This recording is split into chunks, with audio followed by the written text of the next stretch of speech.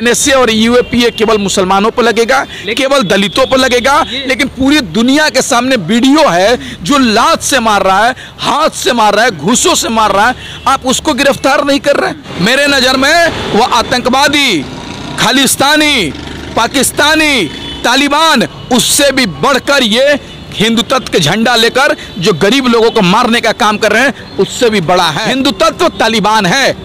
इस बात को आप मान लीजिए। तो पूरी दुनिया ने देख लिया कि महात्मा गांधी को मारने वाला आतंकवादी कौन था।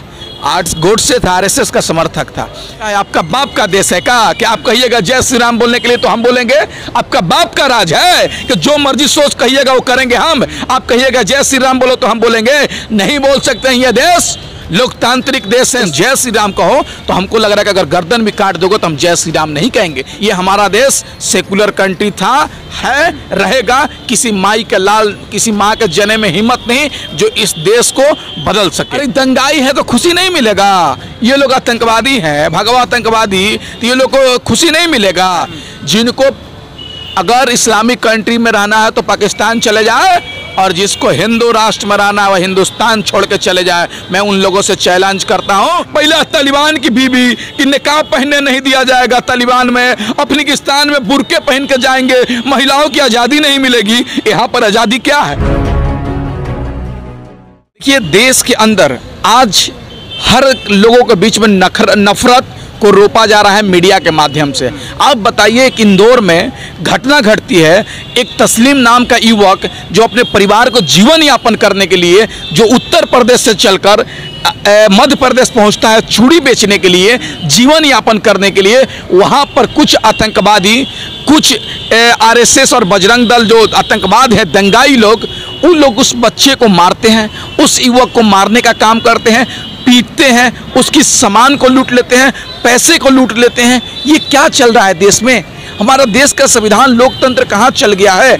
इससे सिद्ध होता है दुर्भाग्य तो तब हो गया जब दंगाई और आतंकवादी को गिरफ्तार कर लिया गया था, तब जाकर सड़ा हुआ समाज उनको छुड़वाने के लिए एसपी ऑफिस को घेराव करता है।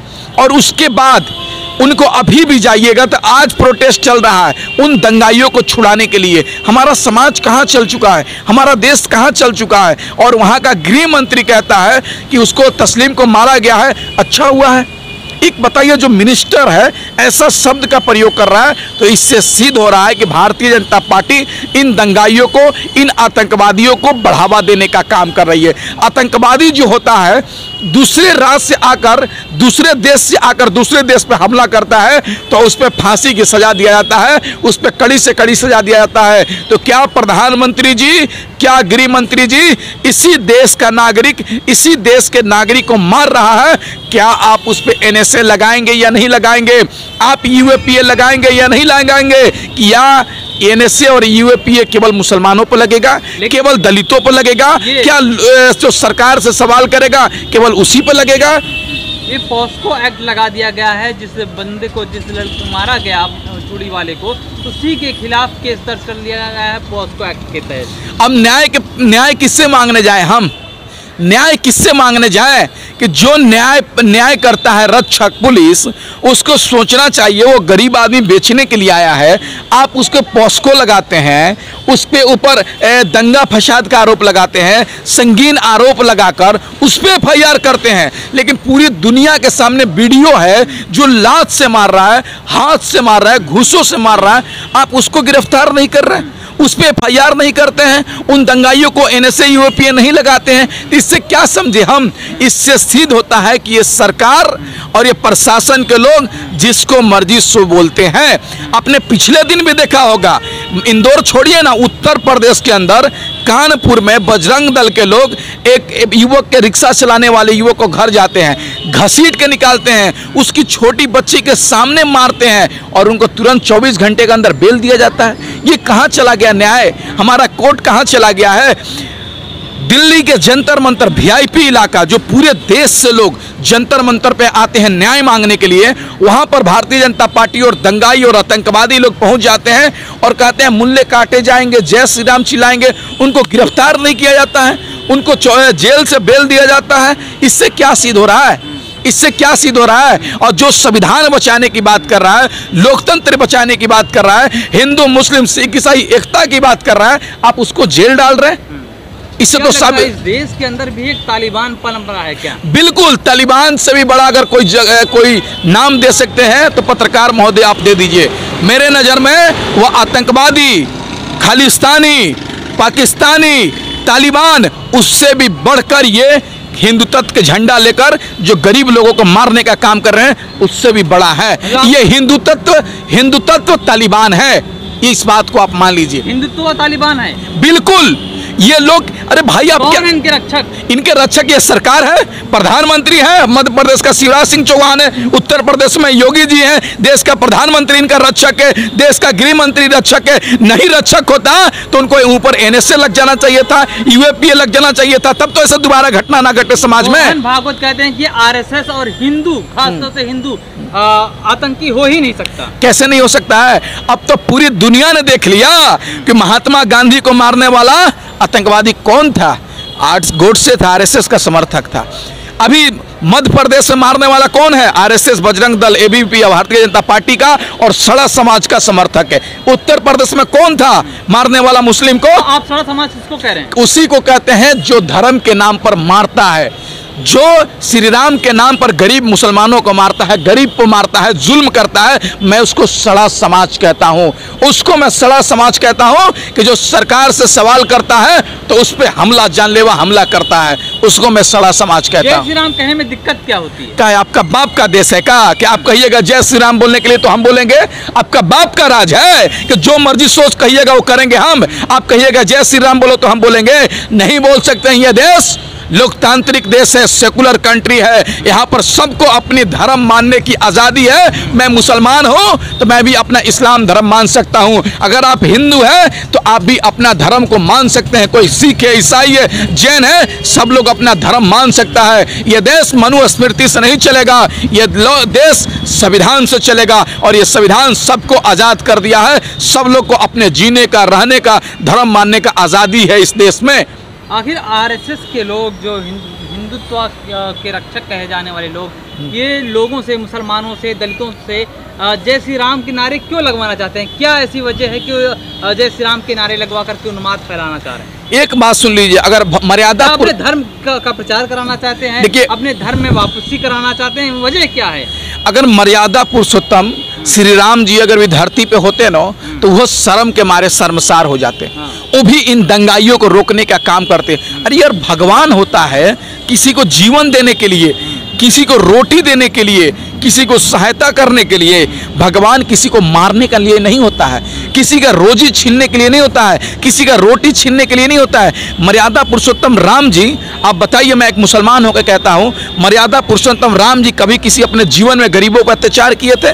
किसी दूसरे धर्म वाले को मारे थे? नहीं मारे थे। तुम उनको फ्लो करते हो तो जो किए हैं वो काम करो ना।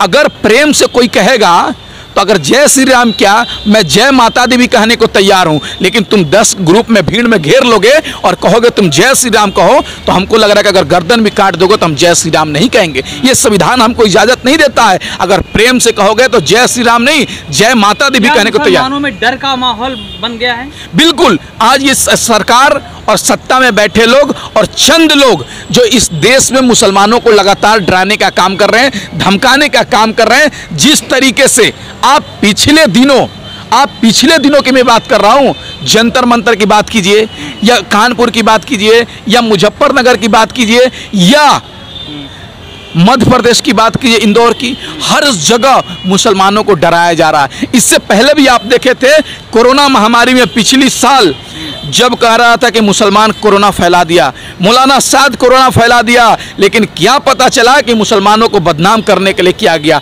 उसके बाद मुसलमान जब गैर मुस्लिम इलाके में सब्जी बेचने जाते थे तो उनको भगाया जाता था, मारा जाता था।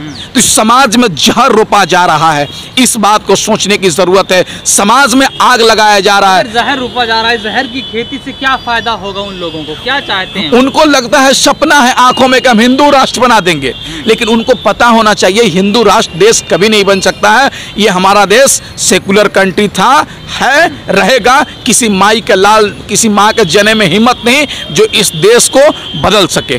जिस तरह से देश में लगातार महंगाई चरम पर है, बेरोजगारी है, ना जाने कितने मुद्दे हैं, लेकिन लोग बोलने के लिए तैयार नहीं हैं, मुद्दों पर बात नहीं कर रहे हैं, टीवी डिबेट नहीं होती है, बात तालिबान की होती है, हिंदू मुसलमान की होती है, पाकिस्तान की होती है, लेकिन लोग अगर बात करें तो पेट्रोल 100 के पार पहुंच चुका है, गैस सिलेंडर 900 के पार चला गया है, खाने का तेल, सरसों का तेल 200 रुपये लीटर लोग खरीद के खा रहे हैं। और बात किया जाए तो रेलवे की टिकट जो 5 रुपये की मिलती थी वो आज 30 रुपये में खरीद रहे हैं, लेकिन कोई चूस नहीं कर रहा है। वजह क्या है? दूसरी पार्टी आ जाएगी क्या? धर्म खतरे में पड़ जाएगा क्या? देखिए, ये लोग जिस तरीके से 2014 से पहले इन भाजपाइयों को और इन दंगाइयों को पहले महंगाई डायन लगती थी, 2014 से पहले महंगाई डायन लगती थी, लेकिन 2014 के बाद महंगाई इनको डार्लिंग लगने लगी है। अब डार्लिंग बन चुकी है महंगाई, इनको बहुत महंगाई अच्छा लग रहा है। पहले 1 रुपये डीजल पेट्रोल पे दाम बढ़ते थे तो ये दंगाई उतर जाते थे सड़क पर, ये भाजपाई लोग सड़क पर उतर जाते थे, लेकिन आज महंगाई आसमान छू रहा है, इसके बारे में चर्चा कोई नहीं कर रहा है। गैस सिलेंडर दे रहे थे, उज्ज्वला योजना, क्या हुआ? 900 रुपये सिलेंडर हो गया, उसके महिलाएं लोग, घर के लोग उसको फेंक दिए, फिर लकड़ी पे गोईठा पे खाना बनाने लगे। ये जो सपना दिखाया था पर क्यों नहीं सड़क पर क्यों नहीं आ रहे हैं? आवाज क्यों नहीं? क्यों हिंदू मुसलमान की बात क्यों हो रही है? बात महंगाई की क्यों नहीं हो रही है? बेरोजगारी की क्यों नहीं हो रही है? देश की बिकती हुई संपत्तियां जो बेची जा रही हैं उसकी बात क्यों नहीं हो रही है? क्योंकि मेन स्ट्रीम मीडिया सरकार से पैसा लेकर सरकार की दलाली कर रहा है, सरकार की चापलूसी कर रहा है, तो सरकार से सवाल कैसे कर सकती है? किसी का औकात है सवाल करने का? आज तक का चैनल अंजना कश्यप कर देगी, श्वेता तिवारी कर देगी, न्यूज़ 24 वाला मानक गुप्ता कर देगा सवाल, दीपक चौरसिया सवाल कर देगा, सुधीर चौधरी सवाल कर देगा मोदी जी से। मोदी जी का तो ये लोग तलवा चाटने का काम कर रहे हैं। इन्हें भी खुशी मिल रही है क्या हिंदू मुसलमान करके? अरे दंगाई है तो खुशी नहीं मिलेगा? ये लोग आतंकवादी हैं, भगवा आतंकवादी, तो ये लोग को खुशी नहीं मिलेगा। ये लोग तो चाह रहे हैं कि देश को तोड़ दिया जाए, देश को बंटवारा कर दिया जाए। मकसद है कि हिंदू राष्ट्र बन जाए। बिल्कुल, ये लोग चाह रहे हैं कि देश को तोड़ दिया जाए, हिंदू राष्ट्र बनाया जाए, लेकिन इनका सपना कभी पूरा नहीं होने वाला है। जिनको अगर इस्लामिक कंट्री में रहना है तो पाकिस्तान चले जाए, और जिसको हिंदू राष्ट्र में रहना है वह हिंदुस्तान छोड़ के चले जाए। मैं उन लोगों से चैलेंज करता हूं कि दंगाइयों, आतंकवादियों, अगर तुमको इस हिंदुस्तान में हिंदू, मुस्लिम, सिख, ईसाई रहते हुए देख नहीं सकते हो तो तुम हिंदुस्तान छोड़ के चले जाओ। तुम जैसे इस हिंदुस्तान में दंगाई की जरूरत नहीं है। एक आखिरी सवाल, कल्याण सिंह का अभी निधन हुआ, जैसे कि वहाँ पर तिरंगे का अपमान किया गया, उनकी जब पार्थिव शरीर रखी गई थी उस पर तिरंगे के ऊपर बीजेपी का, भाजपा का झंडा रख दिया गया था। कैसे देखते हैं? ये तो राष्ट्रभक्त लोग थे। भारतीय जनता पार्टी का इतिहास रहा है कि तिरंगे का अपमान करने का। आज की बात क्यों कर रहे हैं? आप सदियों से उठाते चलिए ना। आज़ादी के बाद से आरएसएस को अपने कार्यालय में झंडा नहीं फहराया। भारतीय जनता पार्टी तिरंगा झंडे से ज़्यादा प्यार भारतीय जनता पार्टी के झंडा से प्यार करती है।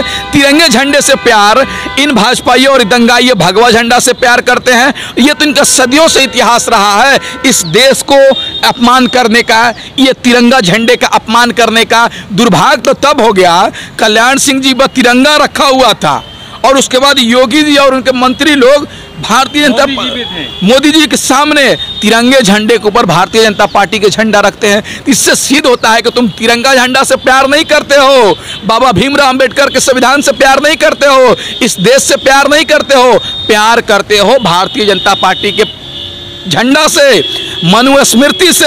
हिंदू मुस्लिम टूटने से तो तुम प्यार करते हो, एकता को तोड़ने में प्यार करते हो। नहीं तो अगर तिरंगे से प्यार रहता तो तिरंगे के ऊपर भारतीय जनता पार्टी का झंडा नहीं रखता जाता। ये देश के लिए और दुनिया के लिए और हमारे लिए बहुत ही शर्मनाक है। आप कह रहे हो कि लगातार की जो आरएसएस है ये आतंकी एक संगठन है। अगर आतंकी संगठन है तो इस पर बैन क्यों नहीं लगाया जा रहा? ये सरकार आतंकवादियों को संरक्षण देने वाली है, आरएसएस को संरक्षण देने वाली है। इस पर बैन लगाने बिल्कुल। अगर देश में हमारे पास सेना है, वायुसेना है, थल सेना है, जल सेना है, तो शिवसेना है, बजरंग सेना की क्या जरूरत है? बजरंग दल की क्या जरूरत है? आरएसएस की क्या जरूरत है? बोलते हैं स्वयं सेवक है, स्वयं सेवक है। बिहार में बाढ़ आया हुआ है, जाओ ना, 20 को जिला डूबा हुआ है, बनारस डूबा हुआ है, तुम्हारा कोयटो जाना, उसको अनाज पहुंचा दो, उस समय नहीं जाएंगे, केवल दंगा फसाद करने जाएंगे, हिंदू मुस्लिम करने जाएंगे। तालिबान में हिंदुओं को बचाने के लिए जाना चाहिए कि नहीं जाना चाहिए इनको? पहले इस देश के हिंदू भाई को बचाओ ना भाई, तालिबान को छोड़ो ना, अफगानिस्तान का पाकिस्तान को छोड़ो ना, यहीं पर हिंदू भाई रोजगार मांग रहे हैं, उनको दो। हमारा हिंदू भाई भूखे मर रहा है, उसको खाना खिलाओ। हमारा हिंदू बहन को इज्जत लूटा जा रहा है, उसको इज्जत दो ना। पहले तालिबान की बीबी की निकाब पहनने नहीं दिया जाएगा तालिबान में, अफगानिस्तान में बुर्के पहन के जाएंगे, महिलाओं की आज़ादी नहीं मिलेगी। यहाँ पर आज़ादी क्या है? क्या आज़ादी है? लखीमपुर खीरी में जब एक महिला पंचायत चुनाव लड़ती है, अध्यक्ष का, प्रमुखी का, उसको दुपट्टा नोच लिया जाता है और बोलते हो आज़ादी क्या बात? आज़ाद नहीं है, बिल्कुल नहीं। अंग्रेज तो चले गए, लेकिन अभी भी इस देश में अफसरशाही और काले अंग्रेज जो नेता बैठे हुए हैं, अभी भी हम उनका गुलाम है। कब तक आज़ाद हो जाएंगे? ये जो हमारे देश की खूबसूरती है, जो आज़ादी, संविधान को जब तक धरती पे पूर्ण रूप से उतार नहीं दिया जाएगा, तब तक हमारा आंदोलन और जागरूकता जारी रहेगा। इस हिंदुस्तान को जागरूक करके रहेंगे और इन जो मनुस्मृति के मानने वाले लोग हैं, उनको सत्ता से उखेड़ के रहेंगे, सत्ता से भगाने का